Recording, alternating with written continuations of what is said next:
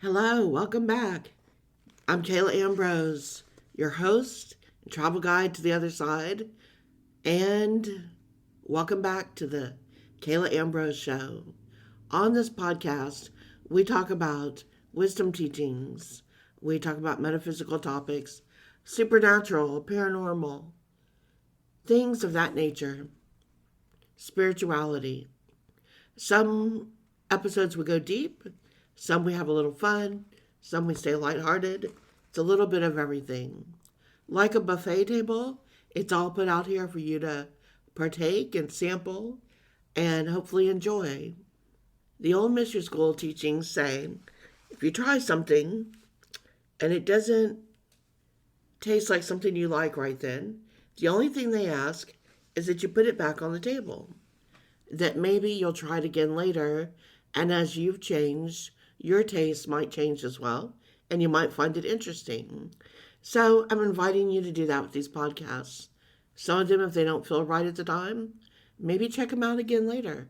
They may be of interest to you on your journey as it twists and turns and you grow and evolve. You can find me on my website, exploreyourspirit.com, and sign up there for my free newsletter. Please subscribe to the podcast as well so that you won't miss an episode and you'll always be notified. You can find the podcast on Apple, Google, Spotify, iHeartRadio, and even on YouTube if you want to listen to it on there. So check it out wherever works best for you. Okay, so for today's episode, I'm going to try to take a very deep, ancient wisdom teaching and explain it in modern terms and hopefully take some of the complicated explanations out of these terms and make them a little easier to understand. You'll have to let me know if it worked or not. What I'm talking about today is unveiling the mysteries of the pyramids. Why were the pyramids built? What do they do? Why are they important? So, to begin to explain this, you have to understand the mystery schools always talk about things in matter of energy and vibration and consciousness. They're here to explain what's up above and how it works down below. You've probably heard, if you study mystery school teachings at all, any type of wisdom teachings, as above, so below, as within, so without.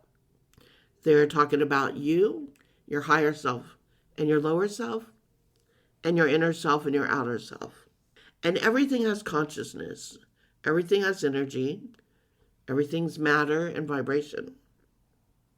So that makes a lot of mystery schools really dedicated to alchemy, to understanding the chemical and alchemical reactions between matter and how it is affected on the earth plane and in the other planes as well.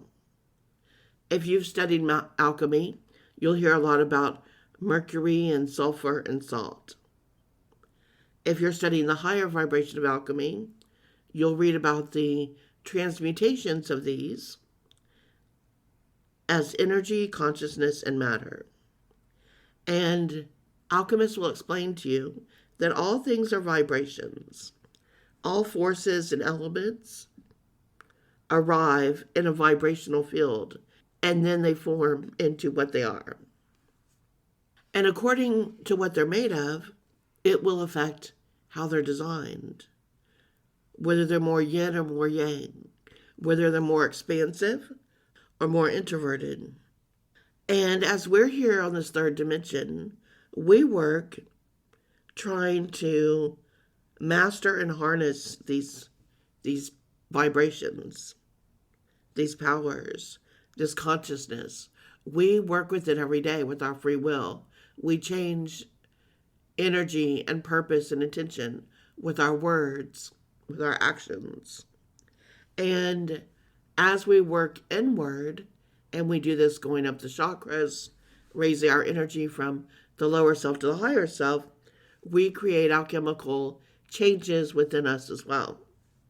You may have heard a term that's used for this called the Philosopher's Stone. as we're doing spiritual alchemy, we are trying to elevate the physical body to help raise the soul up to spirit, up to the higher self. And that takes a lot of work to do. Now, if you've ever studied Kabbalah, you've seen the tree of life laid over the chakras in the body. If you've studied the Merkaba, the flower of life, you've seen the triangles and the shapes that are made around the flower of life. The shape of the pyramid above and below, like the Star of David, the six-pointed star, where you see the triangle upward and then you see it reverse and interlock, and that makes a six-pointed star. When you're working with the pyramid, you're working with the power of three, and of course that's important here in the third dimension. But it also opens up the sixth dimension and the ninth dimension. So pyramids, as you've seen them, as they were built, are structures that are meant to go within. They're meant to be a sphere. And as you see the energy of a pyramid, of how it actually vibrates, if you can visualize that, it's actually a tetrahedron. So it's got all those multiple points, which turns it more into a sphere. And so it's moving at that frequency and rotating like a sphere.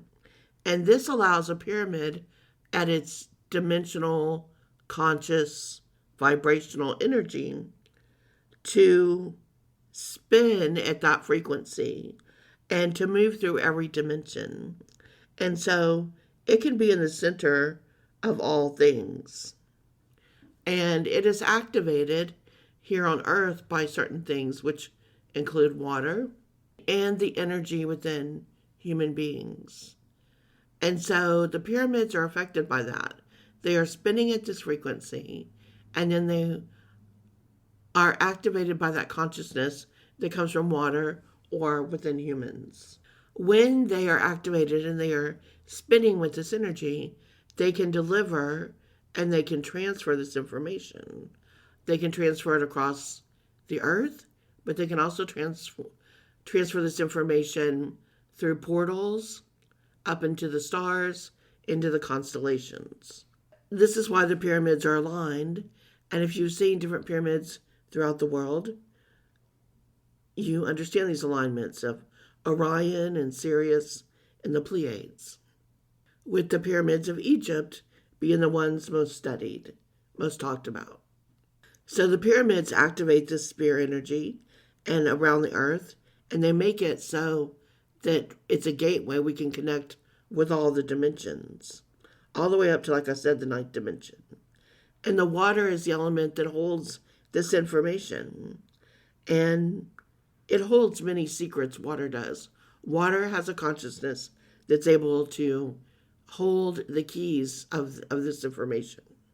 In recent years, you've seen studies where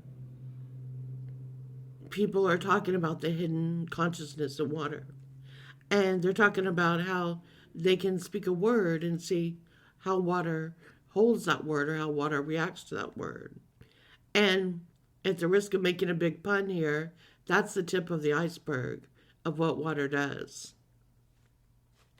Because water can take so many forms, and it can go from a fluid into steam and carried through the air, into ice and becoming solid, it's able to hold so much different types of energy. So the ice caps that we have at the North and South Poles, where there is so much ice and so much is frozen there, contain many of the ancient secrets and wisdom that are stored there, that are kept there for that information to be accessed by those who know what they're doing, and to be able to get that information, harness it, and use it as needed. It's kept there almost like a manual of what to do by those that know where to look for the manual. I remember one of my wisdom teachers instructing me, and he was telling me how the poles have shifted before in ancient times, and that the earth rotates and the poles reverse. And explaining that to me during the Ice Age and how that happened before. And he said as that would do, the ice caps would melt, and you would begin to see many signs of this reversal beginning to happen. He said you would see this, and it was seen during the times of the poles reversing by many shifts in nature. There were big weather changes. There were more solar flares. There were bigger storms and tidal waves. There was a lot of flooding, and there was a change in magnetic north. There were little blips of time changes. Animals would change their migration. And as the earth moved and the water moved, and there were droughts, and then ice melting in other places, civilizations that were much older would be discovered along with their relics. He talked about this time before when it happened and explained what many astrologers teach and what's understood about that time. It's a part of our history that's very old, and so it's not written as perfectly as we would like. It's been passed down through generations and multiple cultures, and they always add their part into it. And so we have to take it as best we can as kind of an overview and understand the bigger picture of it while knowing that many of the details are missing or misconstrued from the times and the people that they were shared with. One thing they always talk about, no matter who's telling the story, is that there were 4 species of different aliens who came to Earth. There was a group that came that some said had the energy to activate the Earth and to activate the energy with the rivers and the waterways and the tops of the mountains and to interconnect the grids. And they formed this energy that moved around the earth and awakened it, creating like a kundalini around the earth itself to awaken it and to give it chakras. And then there's stories of about 50,000 years ago when it talks about an ancient civilization called Mu. And then about 20,000 years ago, where that civilization had grown and was known more as Lemuria by that time. Later, another group came, and I'm calling them groups rather than names because there are different opinions and arguments about what their names are.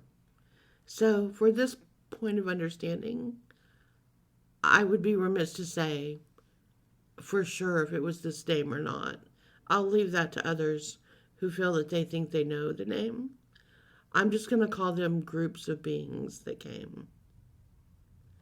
When this next group came, this is when life kind of, as we know it of humanity, really started to evolve. And all of this energy was gathered in Africa. All life began in Africa. And Egypt was then created as the heart chakra of the world.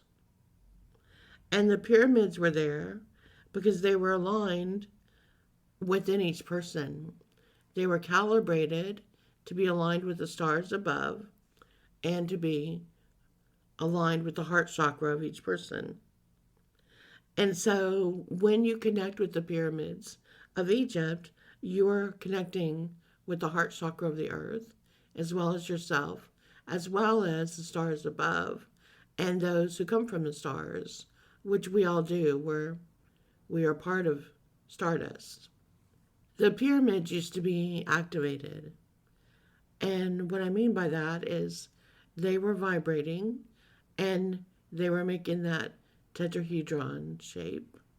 And they had capstones on them, which are the stones that go at the very top and make the point of the pyramid. If you look at the pyramids now, you'll see they're missing those capstones. And there are a lot of theories about where they're hidden and where they're being kept and why they haven't been put back on. when they're on in those pyramids, vibrate with that sequence, it increases the ability for consciousness all around the earth, as well as connection and communication with those in the other planes. It activates that energy where it's easier to travel between here and there, where that light filled energy is able to be accessed. For now, we can connect with the pyramids as they are by activating our own tetrahedron, which is in the heart chakra. When you work through your lower self and you work through the ego, you work through fear, you work through believing that things are just linear in time, you work through all the critical stuff. No more being hypercritical, no more judgment, no more thinking things are good or bad, no more black and white. You work through the lower chakras, you work through lower Egypt, and then you open the heart chakra. And as you do this, then you begin the journey to access the higher consciousness. And as you open the heart chakra fully, it then unlocks and begins to spin in that tetrahedron shape, opening up. And so you're opening up inner Egypt within you. And then that begins to spill outward from the pyramid spinning within your heart, through you, through your chakras, through your aura, and then begins to affect everything around you outwardly. And when you're in that consciousness, you are the same as the pyramids. You are emitting that same energy. So the goal now is to become your own pyramid, to become aligned to going through every situation, being in this state of energy, being in this consciousness. Part of why this is happening this way is because we are in the time of great transformation. And we go back to the other part, as above, so below, to the second part, as within, so without. We move through cycles where sometimes it's a matriarchal and sometimes it's a patriarchal. We have been in a patriarchal time, and patriarchal is masculine. It means building outwardly, having to create something that you see on the earth, and then using that to grow and develop. So you have to have a time like that, which we've just been through, which is called the Age of Pisces. And that was a very masculine, patriarchal time. So you had temples, you had buildings you went to. If you wanted to try to connect with other people or what you perceive to be as God, you had to go to a house of worship, a church building, a temple. And then you had to speak to someone there who was of a higher authority than you. And that's how it was looked at, is that you had to speak to someone else who was above you, who then interceded for you. This is how it was done through the Age of Pisces, and how the masculine energy understands with the linear path and a very concrete understanding through the logical mind of there's good or bad. As we move into the matriarchal and we open up the other side of the brain, which is the creative side, then we understand that we're all one and there are no sides. There's all. And so each time we step into that side, we take a leap. We evolve. We become what's known as the I am. And when you say I am, you are becoming a creator. And this is the goal at this time, to step into the energy of the I am. The I am is when you know yourself and you are connecting to the 8th dimension when you say the I am. And you are then activating the pyramid energy within yourself. every time you say, I am. To understand this further in modern times, look at logic and look at the logic side of the brain and the creative side of the brain. Left side of the brain, right side of the brain. And see them similarly as science and spirituality, both of which are important. We need to have both to build here on earth. We use logic, the masculine, and that is without, to build something outside of ourselves to lift us when we are in that energy. When we are in the creative and the intuitive, we build within. We go within to build within ourselves, to evolve. If you go back to the time of Atlantis, that was a very masculine time. And so they built without. They built the structures that you might still even remember, some of you from Atlantis. They built society. They built other pyramids and buildings. Whereas the society before that first started to create on Earth, was Lemuria, which was more creative and intuitive. So the work was done within the people, setting that wisdom inside each person. And then we go back and forth because the earth plane is created in duality. And unfortunately, many people get confused and think duality means wrong or right. It doesn't. Duality means both, equal, both important. Summer, winter, hot, cold, day, night, all are equally important. All serve a purpose. But when we are in the logical side of the brain, it wants to make order of things. And it's what we call the small mind. It's not as expansive. It can't see as well. It tends to lower the energy and understanding of things to try to squeeze it into a logical field.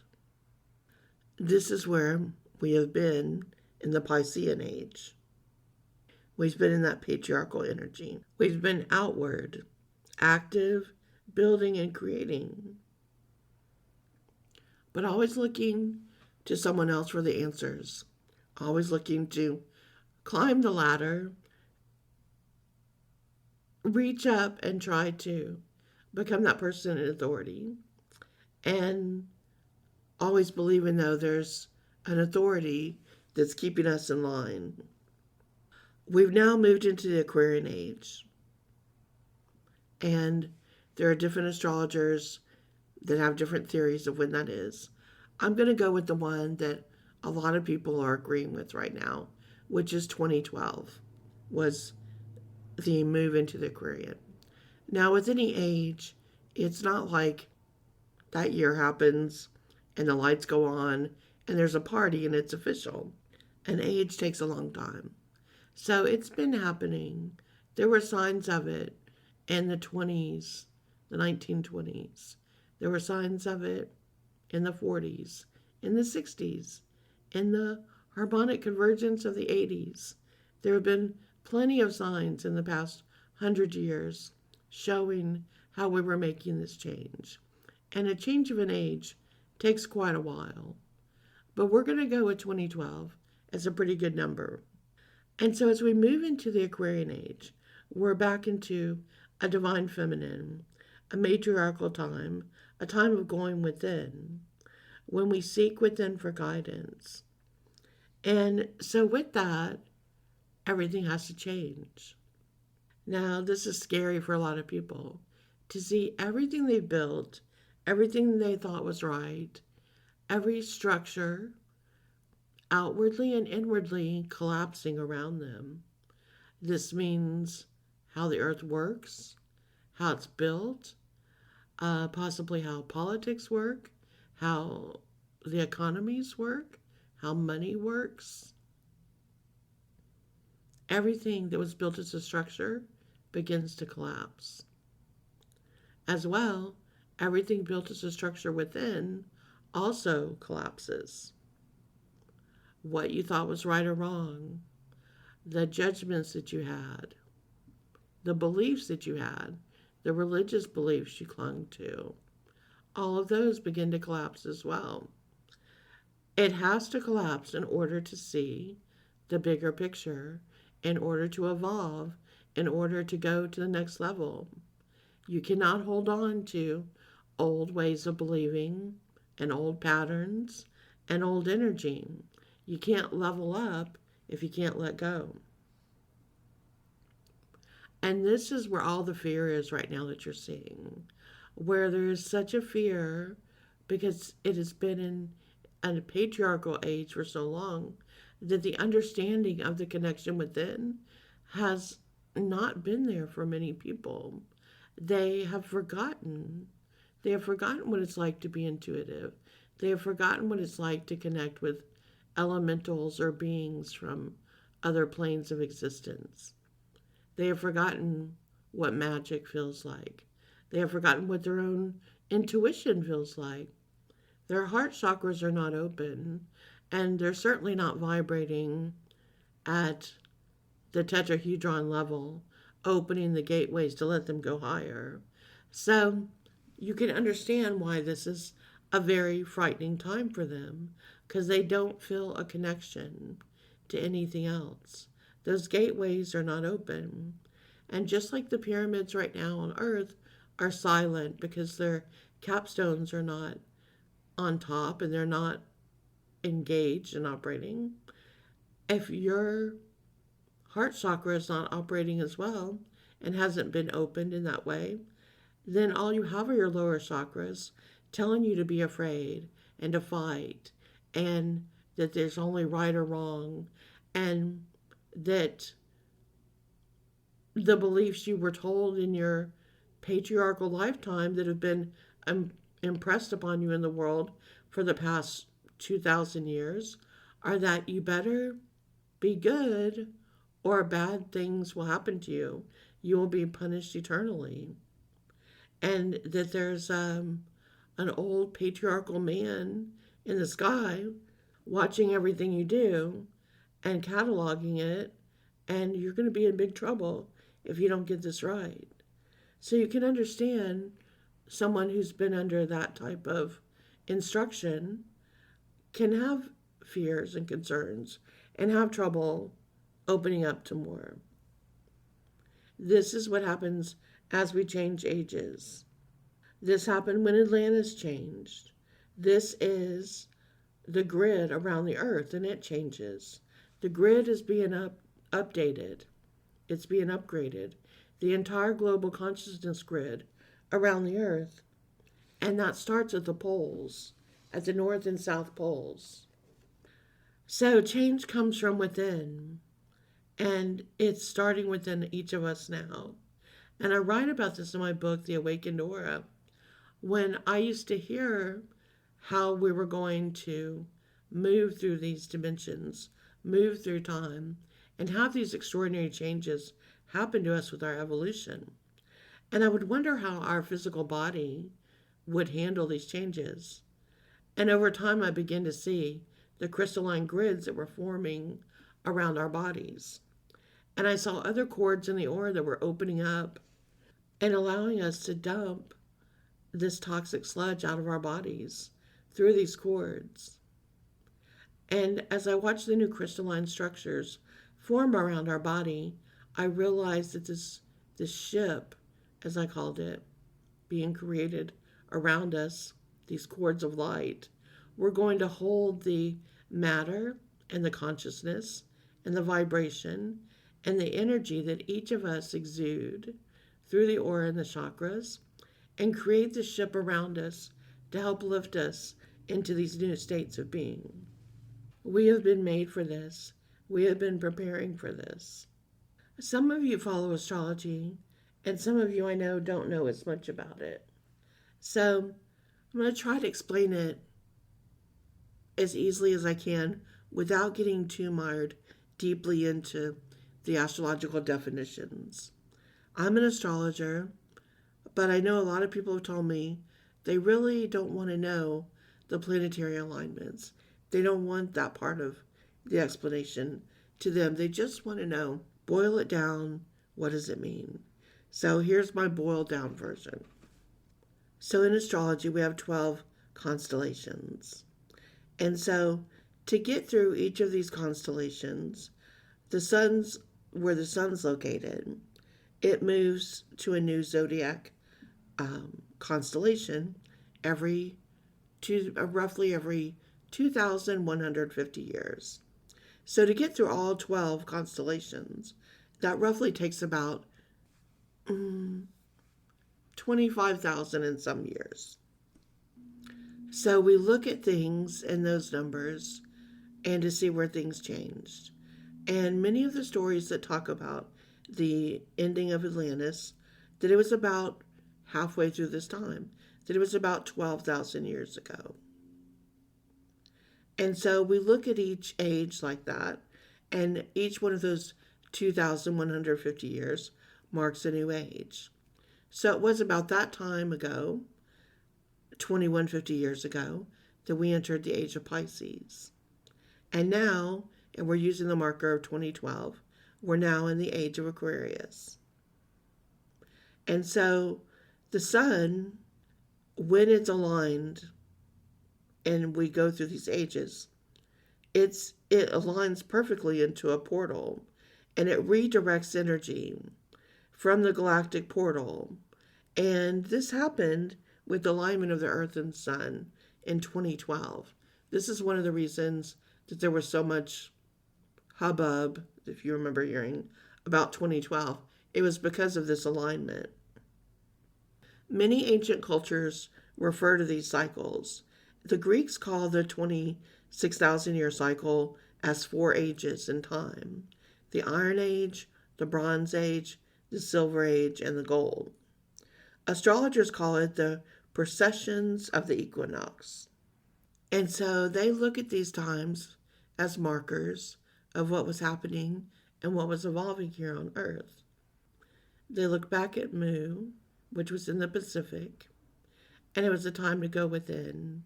It was Eastern energy. It was about philosophy. It was emotional. It was about respect. They worked a lot with crystals and animals and meditation and telepathy. And then 12,000 years ago, you have Atlantis in the Atlantic. And that was to go without. That was Western energy, Western philosophy. This is more of a physical energy. It's about being strong, building things, creating rules, and building physical structures that you can see outwardly, meaning in the physical, like the temples and the pyramids. As I mentioned, my teacher talked to me about the North and South poles and how they would reverse at times with this energy moving.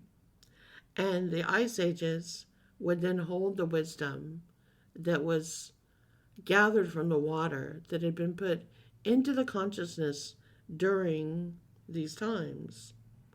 And so it holds the wisdom there like a crystal, just like you can store energy in a crystal that can be played later. The water itself, as it freezes, acts like that and holds the energy. So it's said when the ice caps melt, then this information, this wisdom, melts within the water and begins to announce changes that are coming. The earth is a living, conscious being of its own, and it has a presence that watches over it, that guards it, and takes care of it as well. There are many that said that Atlantis lost its connection to Earth, and so the planet then decided to close the global consciousness grid to Atlantis. And so there was a disruption there. And without that global consciousness grid being open, it's hard to download information that's needed or to send information through the other realms. And so as this closed and this time ended, whether it was created by the Atlanteans and things they did, or whether it was just one of the cycles on Earth, no one knows for sure. But there's much thought that there was a pole reversal possible this time, and that the ice caps were melting. And so all that information that melted with it filled the waters and caused the Great Flood. The Great Flood that really was a worldwide type flood on Earth, not the stories you hear about Noah. History and historians have now proved that that story with Noah, at the time it would have happened, was a localized flood in that area. It was not a worldwide flood. The Great Flood was much older. You see this a lot in history. You have cultures that took stories that were overheard by people. Sometimes they were in captivity and heard it, or they were working or around these older civilizations, and they would hear their stories and then take them and appropriate them for their own, putting a little twist to teach parables and mysteries. And so the story of the Great Flood was done like that. If you've heard the story of the Epic of Gilgamesh, you'll connect that with the older stories of Mesopotamia and Samaria, and how those stories of the Great Flood then trickle down into stories of Noah, and how cultures will continue these stories trying to teach their people morals and values and history, but it gets a little cluttered over time. And so it needs to be cleaned up every now and then to explain that it's not literal, but more metaphorical. During that time, when the Great Flood was coming, it said that some Atlanteans understood what was happening, seeing the water rising, and so some of them moved to other parts of the world where they engaged with the pyramids there and did work in other places and brought people to those areas. Some other pyramids were destroyed because of the earth changes. The energy afterwards then settled into where humanity began to settle more around areas where fresh water was provided. And the capstones of the pyramids were then gone. And so the Atlantean people spread around the world, those that stayed, and they brought their technology. And they did their best to try to reestablish the global consciousness grid. But it takes a very, very long time to do that. And there's the inner path and the outer path. And the planet was in that cycle of moving into its next phase as well. The planet Earth actually has its own growth period and evolution and consciousness that it's undergoing as well, that is independent of humanity's. So it was doing what it had to do as well. And so here we are now at this opposite of time from going through all those changes from 24 or 25,000 years ago. And so now we're at this point with the Age of Aquarius. And so it's our time now to create a new global consciousness network and to be able to download and to transfer information. And this is where we're heading now. When you look at the Age of Aquarius chart, you will see that it actually makes like a Star of David, the 6-pointed star. Those are the two triangles interlocking into each other, one pointing up, one pointing down. Another symbol of the as above, so below. The masculine and the feminine, heaven and earth, the higher self and the lower self. And again, we're starting to see some of those changes. We're seeing ice melting in the North and South poles. And we're seeing weather changes and more solar flares and bigger storms, flooding and changes in magnetic north. We're seeing changes in animals where they're migrating. And as more ice melts, I think we're going to see an ancient civilization in Antarctica that was never revealed before. Previously, when we were living under other influences, especially during patriarchal, it's more of a dark age. Our minds are more small because logic can only see a linear timeline. And logic sees that we are separate and it tries to identify everything as separate and alone and independent. And it arranges things by being good or bad, negative or positive. And when we step into the other side of the brain, on the creative side, we actually can see that we're all one. We see that time is cyclical, not linear, and that we're all connected. We see that there is duality, not right and wrong, but rather two ways of viewing the same information. Perspective, understanding, and that with evolution, we understand both sides and find deeper meaning in both. This is where we're transforming right now. We are transcending ego and fear and pain and suffering, and we're working to become a creator. We're looking to step into love, into wisdom, and to have the ability to heal, to emit, and to express from the heart chakra. Science and spirituality are both important. And when we're in a matriarchal time, like the Age of Aquarius, we understand. We know that we must have both to build here on Earth. We need logic and intuition. Atlantis was logic, like I said. Lemuria was intuition within.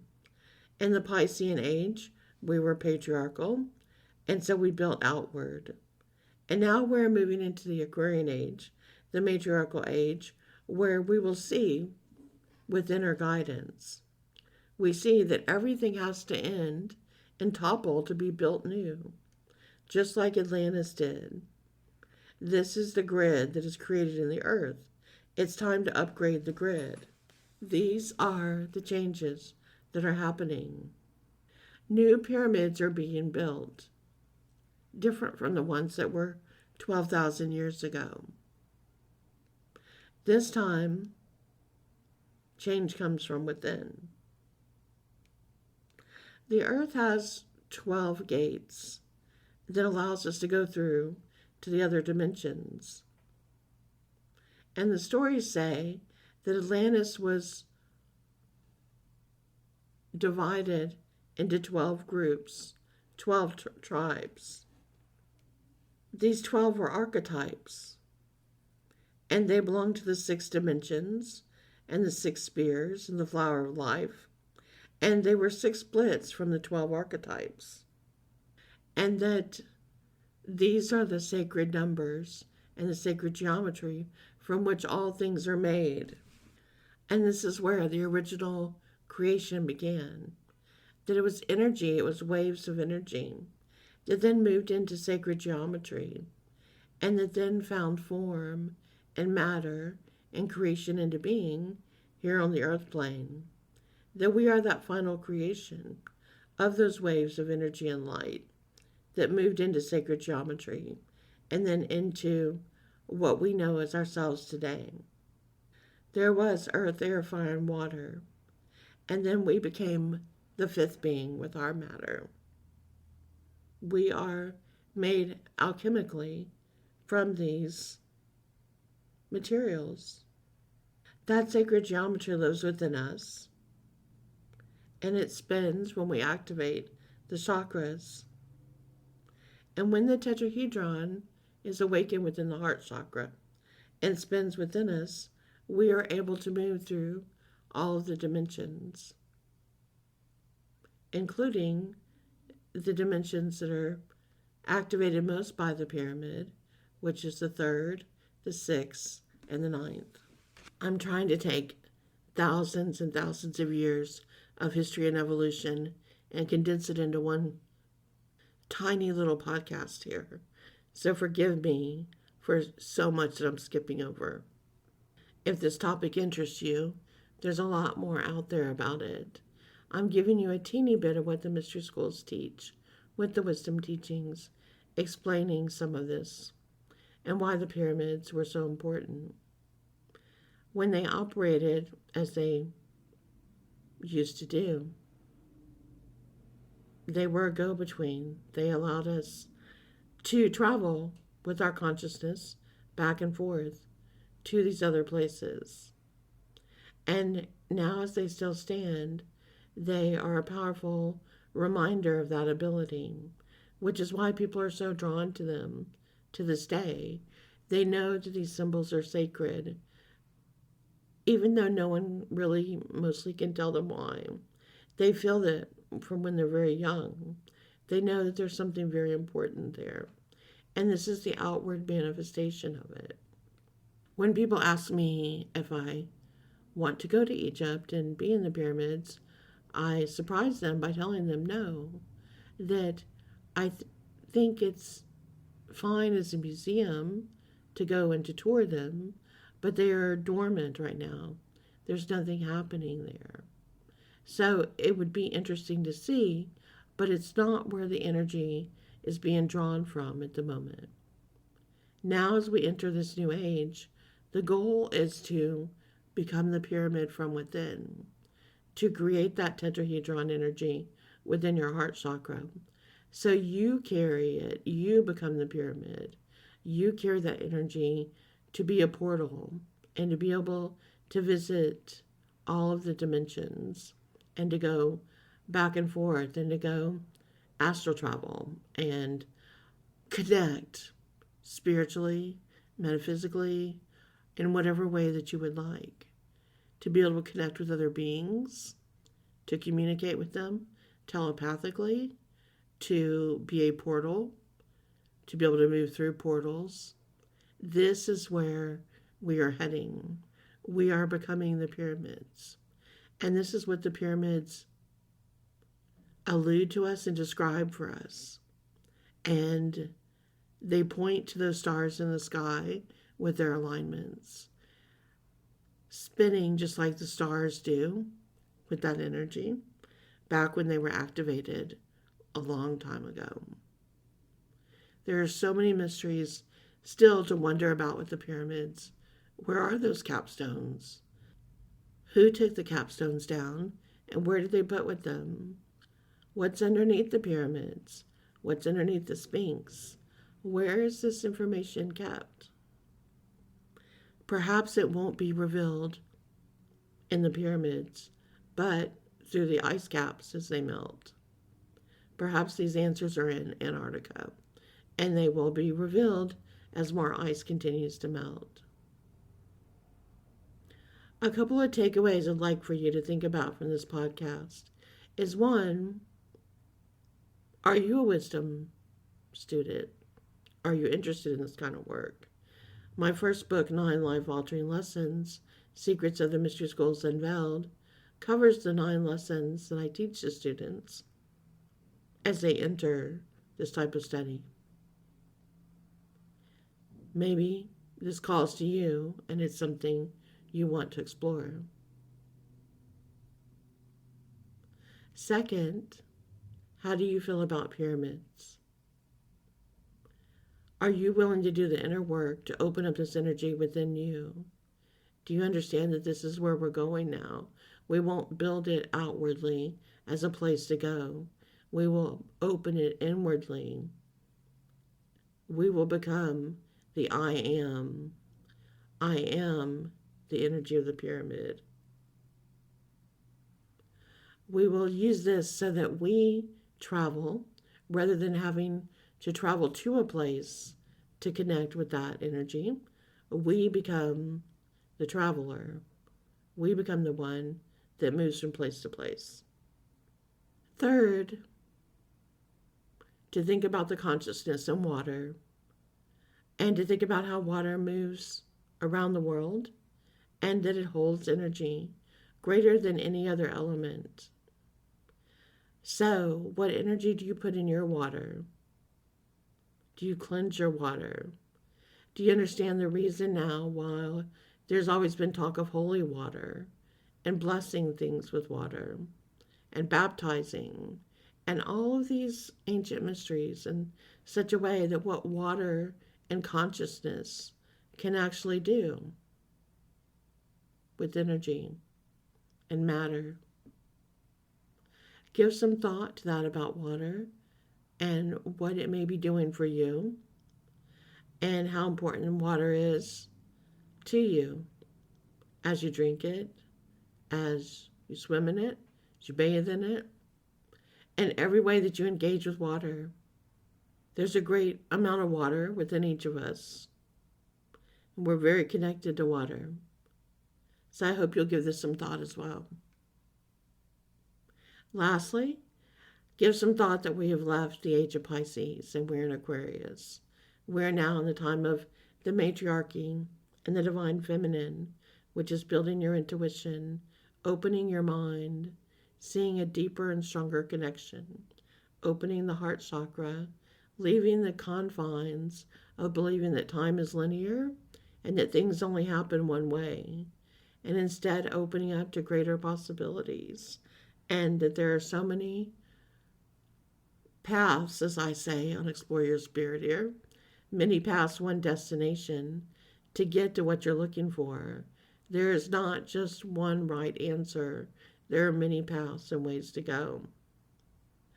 Again, and I went longer than I normally do with this podcast to try to explain some of these deep subjects. I hope you've enjoyed this little quick bite of explaining a little about the mysteries of the pyramids. See you next week.